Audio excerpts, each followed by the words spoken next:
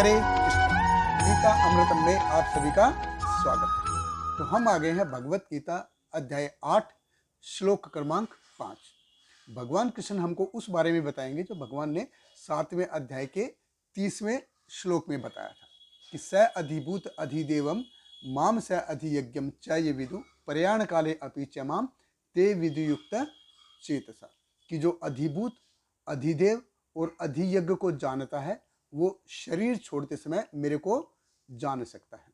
और पिछले श्लोक में भगवान कृष्ण ने अधिभूत अधिदेव और अधियज्ञ के बारे में बताया कि जो इनके बारे में जानते हैं वो मृत्यु के समय मेरे पास आ जाएंगे। अभी कैसे आ जाएंगे वो भगवान कृष्ण हमको इस श्लोक में बता रहे हैं। तो भगवत गीता अध्याय 8 श्लोक क्रमांक 5 भगवान कृष्ण कहते हैं, अंत काले च मामेव स्मरण मुक्ता कलेवरम यह प्रयाति स मद्भावम याति न अस्ति यत्र संशय। भगवान कृष्ण कहते हैं, और जीवन के अंत में जो केवल मेरा स्मरण करते हुए शरीर का त्याग करता है वह तुरंत मेरे स्वभाव को प्राप्त करता है, इसमें रंच मात्र भी संदेह नहीं है। देखिए भगवान कृष्ण कह रहे अंत काल में, और 7वें अध्याय के 30वें श्लोक में भगवान ने बताया था प्रयाण काले अपि च माम। ये प्रयाण काल और अंत काल ये दोनों एक ही हैं। भगवान कृष्ण कहते हैं माम एव स्वर्ण, ओनली मेरा।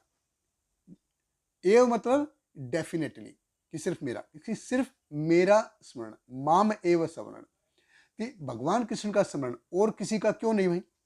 तो ये भगवान ने 7वें अध्याय के 20वें श्लोक से लेकर 23वें श्लोक में बताया है, जहां पे उन्होंने अलग अलग देवताओं के उपासना के बारे में बताया था। सो भगवान कहते हैं माम एव स्मरण, कि मेरा स्मरण, सिर्फ मेरा स्मरण, कि मृत्यु के समय स्मरण मेरा स्मरण।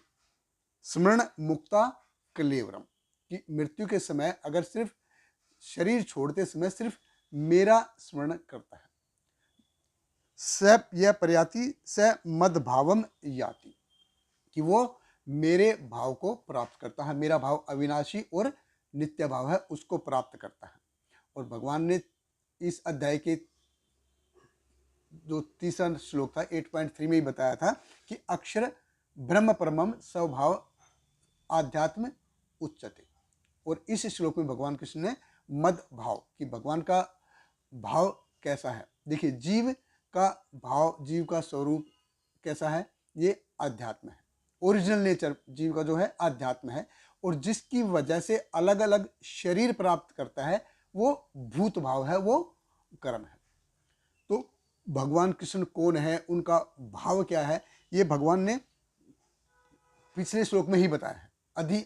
अधियज्ञ अहम एव, अधियज्ञ अहम एव अत्र, कि सारे यज्ञों का स्वामी मैं हूं, कि शाश्वत तौर पे जो शरीर को छोड़ते समय मेरा स्मरण करेगा वो शाश्वत तौर पे आध्यात्मिक में स्थिर हो जाएगा, वो भगवान के धाम को आता है। यत गत्वा न निवर्तन्ते, कि जहां से कोई वापस नहीं आता। तो अंत काल में भगवान का ध्यान करना इतना आसान है क्या। अब कोई बोलेगा यार जो चाहे करो, जितना मजा करना है करो, जितना भोग इंद्रिय भोग करना है करो, जो पाप करना है कर लो, मरते समय भगवान का ध्यान करना है ना, वो मरते समय हम कर लेंगे। लेकिन मरते समय भगवान का ध्यान करना इतना आसान है क्या, नहीं, इतना आसान नहीं है।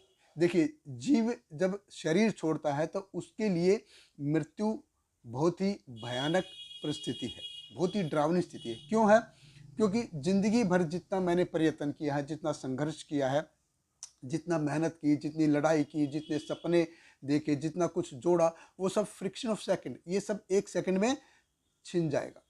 और छीनने वाला कौन है, भगवान कृष्ण खुद। भगवान कृष्ण कहते हैं मृत्यु सर्वर एव च अहम, कि मैं ही मृत्यु हूं और मैं ये सब कुछ छीने लेता हूं।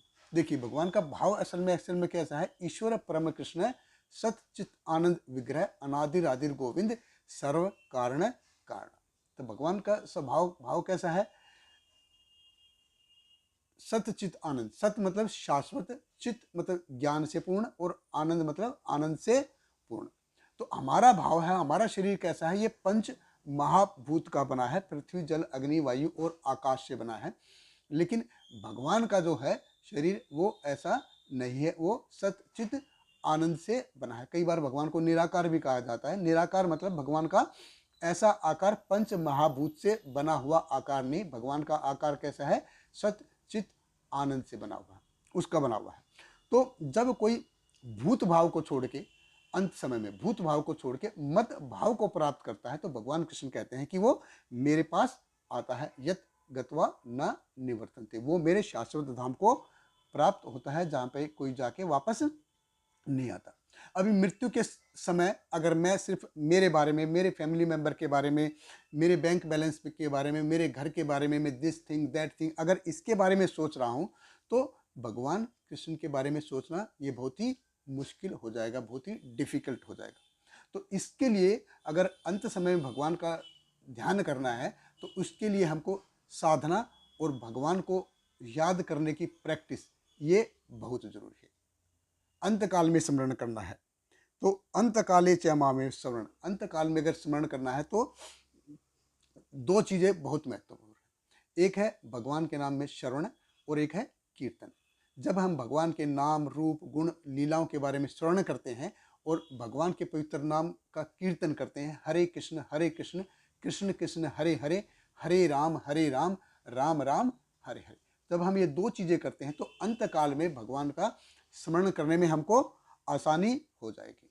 ये समझो ऐसा ही है कि हम भगवान का नाम लेने की प्रैक्टिस कर रहे हैं, भगवान को याद करने की प्रैक्टिस कर रहे हैं। जैसे देखिए कोई बच्चा स्कूल जाता है और एग्जाम आंसर करता है, अब वो सारे साल पूरा साल भर पूरा पढ़ाई करता है, पूरा याद करता है, तो जब एग्जाम के टाइम होगा तो फटाफट फटाफट फटाफट लिखता चला जाएगा।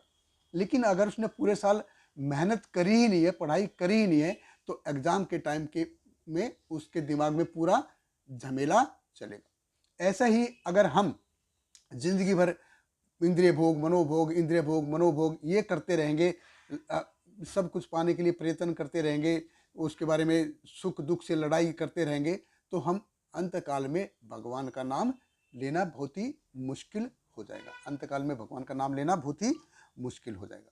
तो ऐसा ही कैसे हमको ये शरीर छोड़ना चाहिए, इसका तरीका भगवान हमको अगले श्लोक में बताएंगे। हमारे साथ बने रहिए। बहुत बहुत धन्यवाद। हरे कृष्णा। श्रील प्रभुपाद की जय। हरे कृष्णा कृष्ण कृष्ण हरे हरे, हरे राम राम राम हरे हरे।